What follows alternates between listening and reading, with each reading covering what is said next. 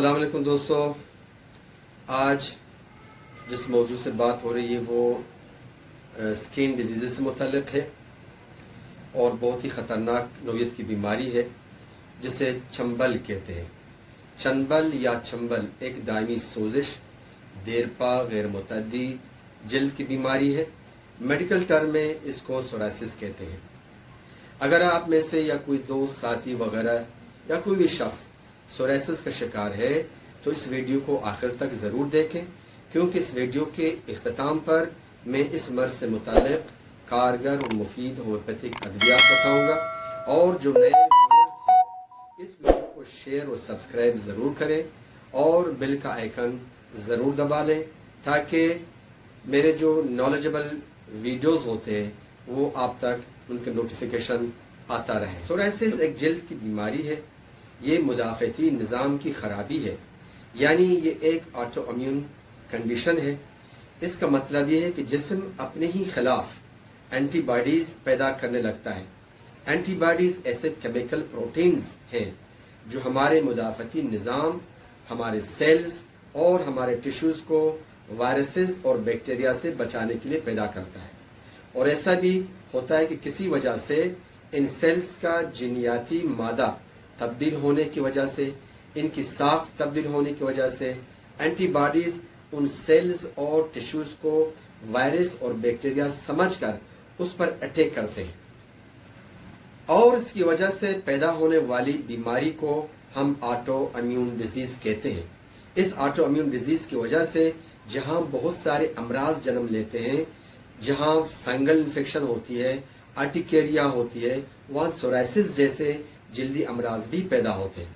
Psoriasis में जल्द के कुछ हिस्से सेल्स, जिन्हें आम हालात में बॉडी तकरीबन 28 से 30 दिन के अंदर तब्दील करती है, उसमें ये अमल 3 से 4 या 3 से 5 दिन में होने लगती है।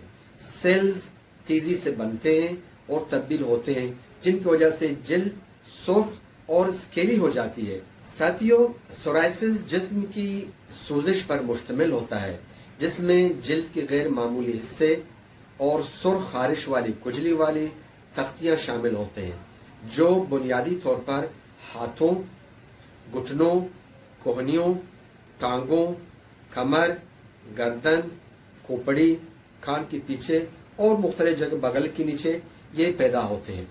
सोरासिस में जल्द के खलियात आम खलियात से ज़्यादा तेज़ी से बढ़ते हैं। सोरासिस जल्द की बीमारी मुकामी या पूरे जिस्म में फैल सकती है। मुकामी से थोड़े हिस्सों में हो जाता है, या तो पूरे जिस्म में फैल जाता है। ये एक आम दायमी जल्द की खराबी समझी जाती है। साथियों, इसके बहुत से अकसाम होते हैं, बेशुमार अकसाम होते हैं सोरासिस के, लेकिन उसमें से मैं चंद खास आप लोगों को बताऊंगा। इसमें सबसे पहला जो ज़्यादा आम है वो है गैटेड सोरासिस। ये स्ट्रेप्टोकोकल इन्फेक्शन ये उनकी वजह से होता है। ये छोटी खरदरी, सुर्ख और आंसू के कतरे की शक्ल की तरह होते हैं, छोटे छोटे दाने जैसे होते हैं, पेपुलस जिसको कहते हैं। ये बुनियादी तौर पर बच्चों और नौजवानों में देखा जाता है। नंबर 2 है पेस्टुलर सोरासिस। ये आबलादार होते हैं, ये छालेदार होते हैं। इसके अलामात में पेस्टोल्स शामिल होते हैं, जो पीले पीपदार पीप से भरे हुए गाँव होते हैं। और एक किस्म का होता है प्लग सोरासिस।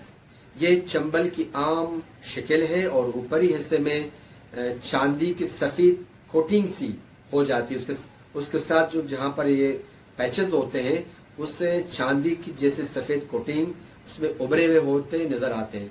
सूजन होती है, सुर्ख खुजली वाले धब्बे बड़े बड़े होते हैं, छोटे भी होते हैं, उसमें रुनमा होते हैं। ये नरम और खारिश और दर्दनाक हो सकते हैं। ये आमतौर पे पीठ, कोहनियों, घुटनों और खोपड़ी पर जाहिर होते हैं। इसके अलावा एक और किस्म का होता है ऑर्थोडेमिक सोरासिस कहते हैं। ये गैर मामूली, ये बहुत बड़ी चादर नमा एक सोरासिस होती है, बहुत शदीद। उसमें लाली और जल्द की तहों तक ये असर करता है वो, और ये पूरे जिस्म में जाहिर होता है। गर्दन से लेके पीठ तक पूरा, अगर आगे की तरफ है तो पूरा, इस साइड में है तो पूरा। ये بہت ہی خطرناک نوعیت کی ہوتی ہے. یہ دل کی دھڑکن کو تیز کرتا ہے، یہ بخار میں تبدیل کرتا ہے لوگوں کو، یہ تقریباً بافتوں کی ساکھ میں تبدیلی کر دیتا ہے. یہ بہت ہی خطرناک ہوتا ہے اور کبھی کبھار یہ جان لیوا ثابت ہوتا ہے. دوستو یہ جو سورائسس تھا یہ بہت سارے اقسام ہوتے ہیں، میں نے صرف 4 آپ لوگوں کو بتایا، باقی جو مختلف لوگوں میں مختلف سورائسس ہوتے ہیں. اچھا، اس میں عام طور پہ ذہن میں یہ بات آ جاتی ہے اس کی وجوہات کیا ہیں. سورائسس کی وجوہات ابھی تک واضح نہیں ہے، لیکن یہ یقینی ہے کہ ہمارا مدافعتی نظام اور جینیاتی عوامل اہم کردار ادا کرتے ہیں. جلد کو کھٹ جانا، جلد کو خراش آنا، یا ویکسینیشن یا کیڑے کے کاٹنے سے یہ سورائسس لاحق ہو سکتا ہے. کچھ کیسوں میں سرد موسم اور خشک حالات اور اسٹریپٹوکوکل انفیکشن اور تناؤ، یہ غم و فکر، اندیشہ، سب سے بڑھ کر شراب نوشی، سگریٹ نوشی، کسی بھی قسم کے نشہ، ہائی بلڈ پریشر کی دواؤں کا زیادہ استعمال، ملیریا کے خلاف جو ادویات استعمال ہوتے ہیں وہ ان کی وجوہات میں شامل ہوتے ہیں. اب ہم یہ دیکھتے ہیں کہ ان کا علاج کیا ہے. مختلف طریقے سے اس کے علاج کی جاتی ہے، اور ہمارے ہومیوپیتھی میں اس کے علاج کس طرح ہوتا ہے. ہمارے ہومیوپیتھی ڈاکٹر وہ مختلف طریقے سے اس کے علاج کرتے ہیں. یاد کیجیے گا کہ سورائسس کے علاج بہت زیادہ لمبا ہے، ان کی ادویات بھی بہت وسیع ہیں. ہر ڈاکٹر، ہر ہومیوپیتھ اپنے حساب سے سائنس اینڈ سمپٹمز دیکھ کر دوائی دیتے ہیں. میں اپنے کلینک میں جو سورائسس کی دوائیں ہوتی ہیں وہ بھی مختلف انداز میں وہ کیس کی اسٹڈی کر کے سورائسس کی دوائیں دیتا ہوں. لیکن چند ایک ایسے ادویات ہیں جو عام طور پہ بہت زیادہ عام طور پہ استعمال ہوتے ہیں، وہ میں اپنے پیشنٹ کو سب سے زیادہ جو میرے پاس آتے ہیں وہ سلفر 6CH میں 5 قطرے صبح، 5 قطرے شام کو دیتا ہوں. اگر صبح 6 بجے دینی ہے تو شام کو 6 بجے دینی ہوتی ہے.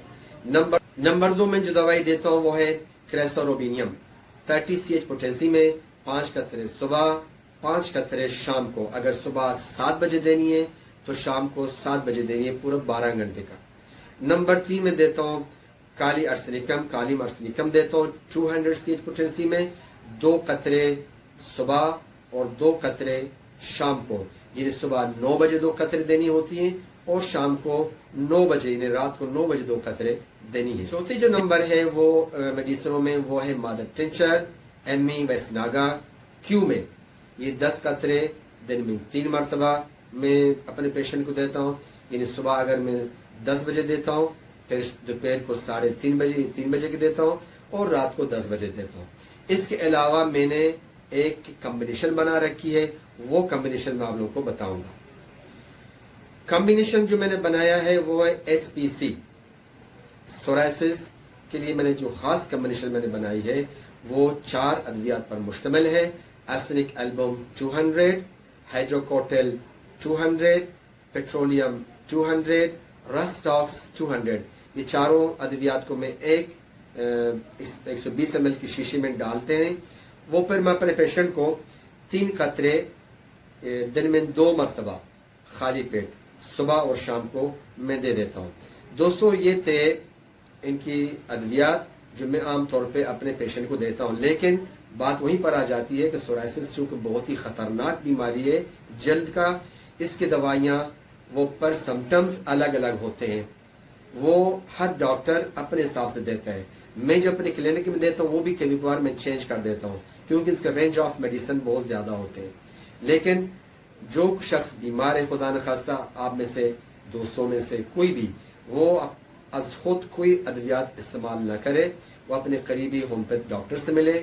اور میرے ناظرین سے زیادہ یہ گزارش ہے وہ اس طرح سے از خود کوئی دوائی استعمال نہ کریں، اپنے ہومیوپیتھ ڈاکٹر سے ملاقات کریں، اس کو اپنا کیس دکھا دیں، اپنے جو جلد کا صورتحال ہے وہ دکھا دیں.